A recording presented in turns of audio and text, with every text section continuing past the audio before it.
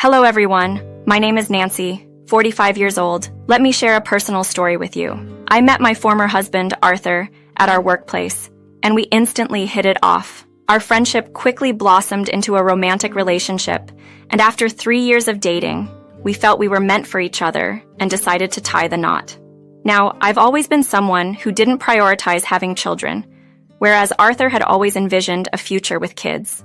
During our dating period, we had numerous conversations about this, but I believed that over time, Arthur would see the joy in our partnership alone, even without children. For the first 3 years of our marriage, the topic didn't come up as we were immersed in enjoying our life together. Those years were wonderful, and I thought Arthur felt fulfilled as well. However, to my surprise, right after our second anniversary, Arthur brought up the idea of starting a family again. Initially, I was hesitant and expressed my discomfort. Arthur would drop the subject for a while, but eventually revisit it. After much discussion, I agreed to have one child, making it clear that should we want more children, we would consider surrogacy or adoption. Arthur was ecstatic with this compromise, and we began our journey to parenthood. The road to pregnancy was not smooth. After 5 months of trying, I became pregnant, but the experience was far from easy. I dealt with constant nausea, strange cravings, and a heightened sensitivity to certain smells that often led to more nausea. Despite these challenges, Arthur was a pillar of support, doing everything in his power to make me comfortable. About 7 months into the pregnancy, during a routine visit to our obstetrician, we encountered a worrying moment. The doctor's repeated checks and concerned expressions as she examined the ultrasound images filled us with anxiety, signaling that something might be amiss. During our consultation, I couldn't contain my worry and had to ask the doctor if there was a problem. She reassured us that our baby was healthy but mentioned a concern about his development below the waist. She explained that while there was still time for growth, it was likely our son might face challenges with his legs due to a potential disability. The ride home was enveloped in silence, each of us lost in our thoughts about the future. Once we arrived and stepped into the safety of our home, Arthur embraced me tightly, and we allowed ourselves a moment to mourn the idealistic visions we had of our family life. Overwhelmed, I apologized to Arthur, irrationally blaming myself for our unborn son's condition. Arthur, however, firmly reminded me that no blame lay with me, that we were simply facing a stroke of harsh luck. Despite not initially wanting children, my pregnancy had transformed my perspective, and I'd begun to dream big for our son. From playing sports together to witnessing his first steps and playful antics, I longed for all the quintessential joys of parenthood. Confronted with this reality, I felt robbed of those dreams, voicing how unfair it seemed, not just for us, but especially for our children. Arthur acknowledged the pain, admitting that he'd never envisioned parenting a child with disabilities. Yet, he also emphasized the unpredictability of life and the importance of accepting our situation. Amidst the emotional turmoil, I expressed my fear that pursuing another child in the future would no longer be an option, believing that our focus should solely be on providing for the needs of our son. I worried about the potential for resentment if we introduced another child into our family later on. Arthur suggested revisiting the conversation about expanding our family in the future once our current circumstances had settled. However, I was adamant, feeling too overwhelmed to consider it.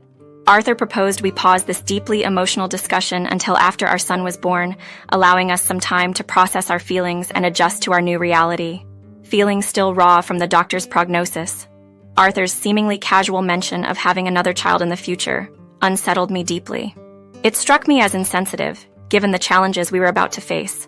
Despite my altered demeanor towards him, Arthur seemed unaffected and did not revisit the topic, nor did he react to the change in my behavior. 4 months later, our son Mason was born. Unfortunately, due to incomplete nerve development, Mason was paralyzed from the waist down. Despite this, my overwhelming emotion was relief and joy that he was otherwise healthy, without any additional complications.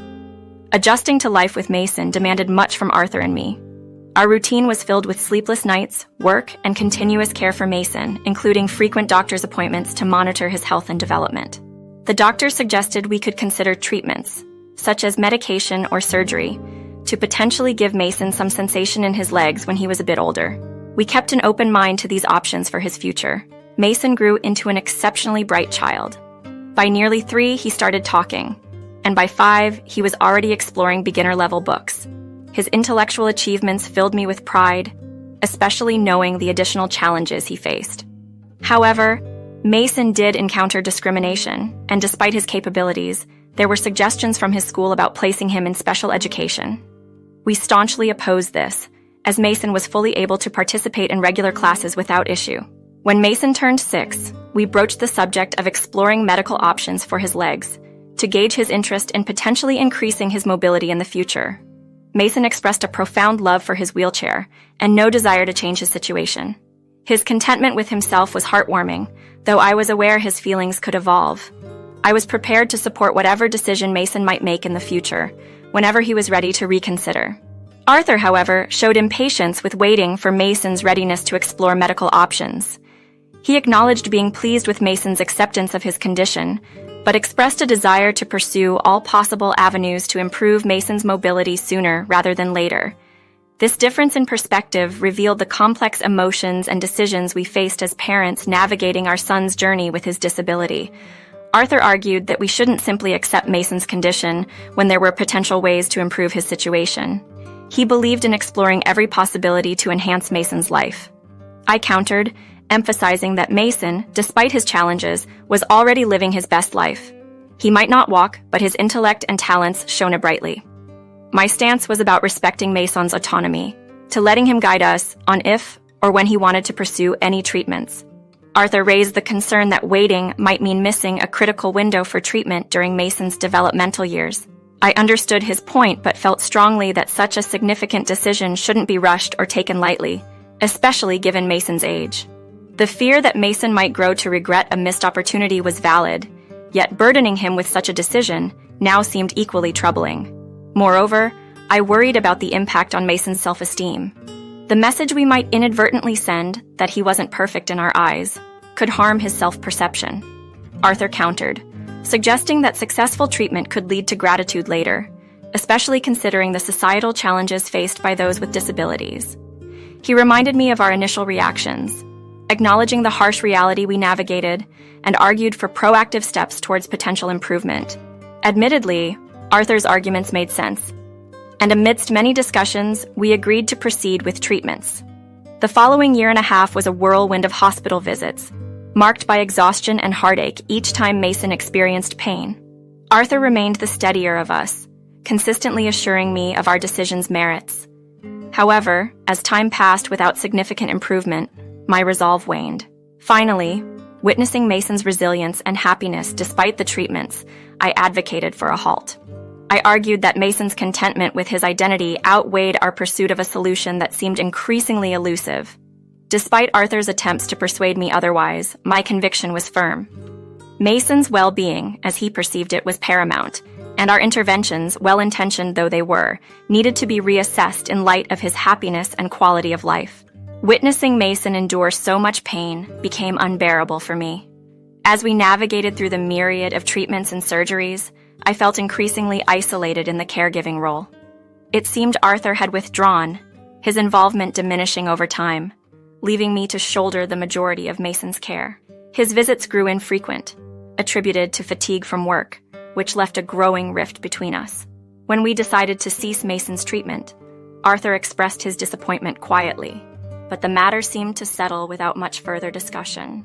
Months after stopping the treatment, Arthur broached an unexpected topic: the possibility of having another child. He pointed out that Mason was nearing 7 years old and suggested we consider either adoption or surrogacy. I was taken aback.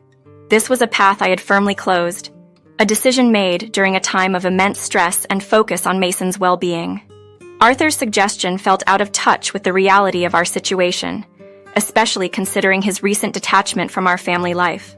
Arthur's approach, seemingly casual about such a significant life decision, frustrated me. I couldn't help but respond with sharpness, driven by the stress of the past months and his lack of presence.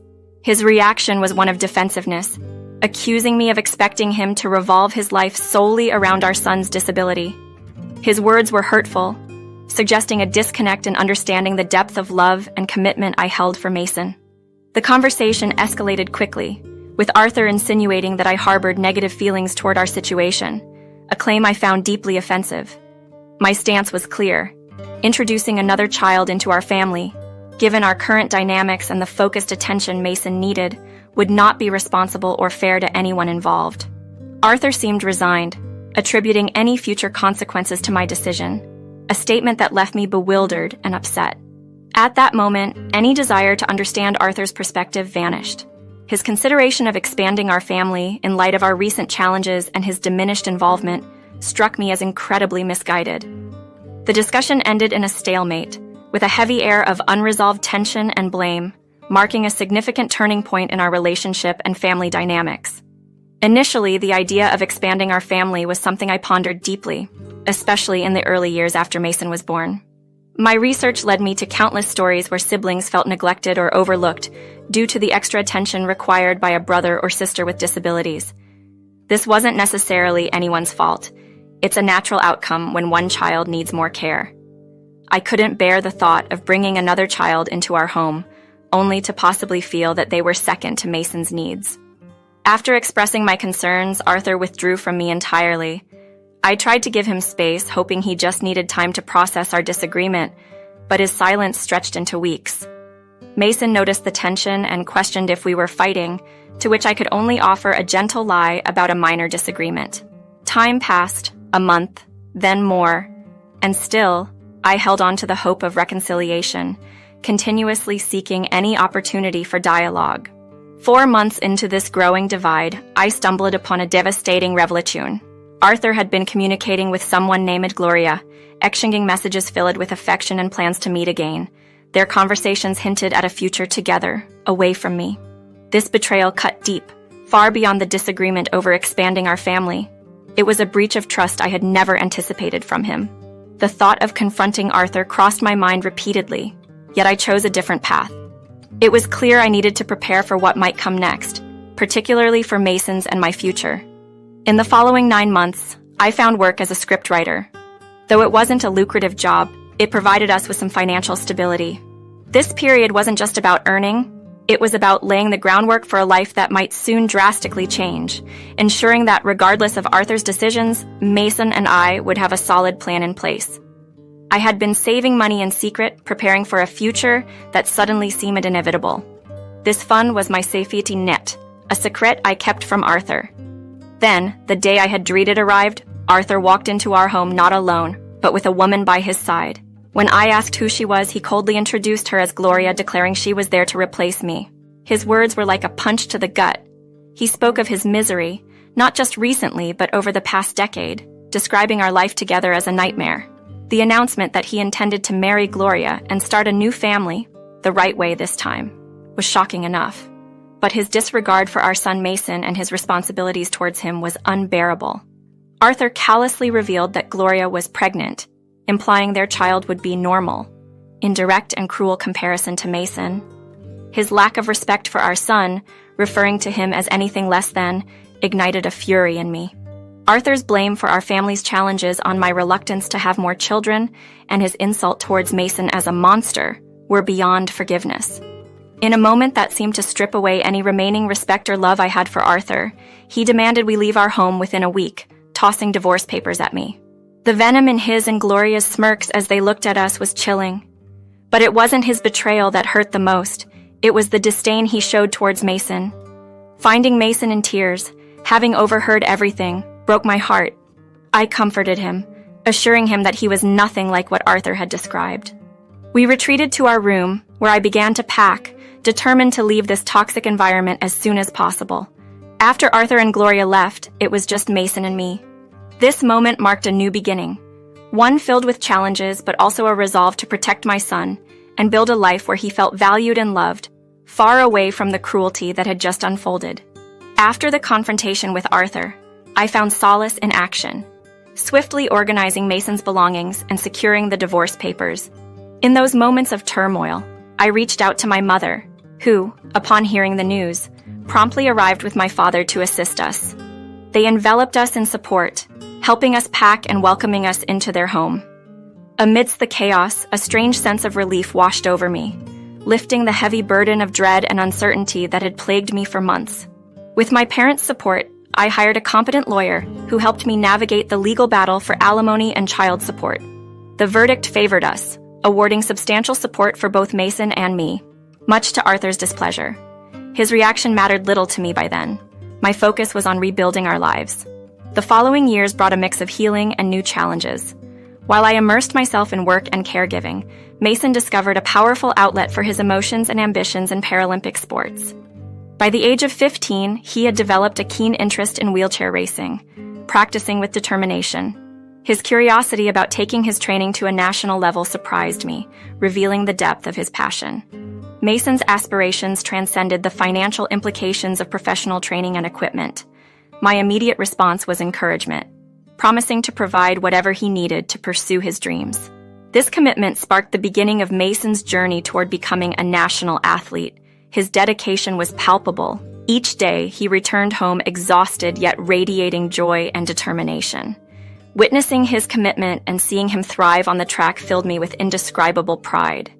As the national tournament approached, Mason's qualifications were impressive, easily securing his place in the competition. Our family celebrated his achievements and the upcoming event with a gathering that was as much a send-off party as it was an expression of our collective hopes and dreams for him. The anticipation was palpable, making it nearly impossible for any of us to find sleep that night. On the day of the tournament, the stadium came alive with the vibrant energy of competitors and supporters. Chants filled the air, a testament to the community and spirit of the event. It was a day marked not just by athletic prowess, but by the strength of the human spirit and the enduring support of family, illustrating the transformative power of love, resilience, and ambition. At the national tournament, my excitement for Mason knew no bounds. As he prepared to race, he caught my eye and shared a moment of affection, with a kiss blown in my direction. Then he took off, leaving his competitors in the dust, and my heart soared with pride at his incredible performance. The victory was sweet, but what came next was even more memorable. During the awards ceremony, Mason was invited to speak. He expressed his gratitude towards me and his grandparents for our unwavering support. But then, he took a moment to mention his father, Arthur Lambert, crediting the absence and neglect from Arthur as an unlikely source of his drive in athletics. This bold acknowledgement in front of the crowd, and later echoed in newspaper headlines, stirred a reaction from Arthur, who reached out after years of silence. Arthur's call, prompted by the news of Mason's success, was filled with claims of pride and a desire to reconnect. Yet, his words fell on deaf ears. The time for reconciliation had passed, and Mason's accomplishments were his own, achieved despite Arthur's earlier abandonment. Arthur's plea to speak to Mason was met with a firm refusal, a decision supported by Mason himself, who had no interest in reopening old wounds. Mason's journey didn't stop at that one race. He continued to excel, participating in numerous competitions and consistently securing victories. His story, marked by resilience and a refusal to be defined by his disability, resonated widely, offering inspiration and serving as a testament to his strength of character. This experience, shared in the public eye, carried a powerful message. Kindness and support can propel individuals to achieve greatness, regardless of the challenges they face. Mason's success story is not just about athletic prowess. It's a narrative of overcoming adversity, the importance of family support, and the strength found in forgiveness and self-belief.